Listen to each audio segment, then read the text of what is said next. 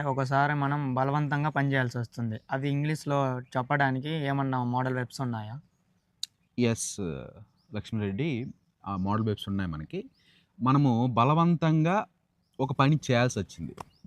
అలాంటి సిట్యుయేషన్ మనము ఇంగ్లీష్‌లో చెప్పాలి. For yes sir. ఎగ్జాంపుల్, నువ్వు బలవంతంగా సండే రోజు వెజ్ ఐటెమ్ తింటున్నావు. యాక్చువల్‌గా మనం ఏంటి, సండే నాన్ వస్తే నాన్ వెజ్ నాన్ వెజ్. తినాలి.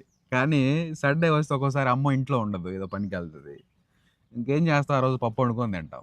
అది బలవంతంగా పప్పు తింటాం. ఓకే. చాలా బాధ. చాలా అలాగే ఇంకో సందర్భం. రేపు ఫెస్ట్ ఉంది కాలేజీలో. ఈరోజు మిడ్ ఎగ్జామ్ ఉంది. Mid night. అది కూడా కష్టమైన పనే కదా! రేపు ఫెస్ట్ ఉంటే ఎంజాయ్ చేయాలి. కానీ మీరు మిడ్ ఎగ్జామ్స్ రాస్తున్నారు. ఇంకొకటి, ఇంకో సందర్భం ఏంటి? నీ ఫేవరెట్ హీరో సినిమా ఈరోజు రిలీజ్ అయింది.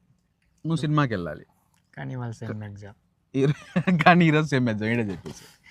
సో, ఇలాంటి సందర్భాలన్నీ ఏంటంటే బలవంతంగా మనం చేయాల్సి ఉంటుంది. సో, బలవంతంగా ఏదైనా పని నువ్వు చేస్తున్నంటే మస్ట్ అని యూజ్ చెయ్యి. Must. Must. I must right my sem exams. నేను ఖచ్చితంగా నా ఎగ్జామ్స్ రాయాలి. నాకు ఇష్టం లేదు. కానీ రాయాలి. I must eat veg on Sunday.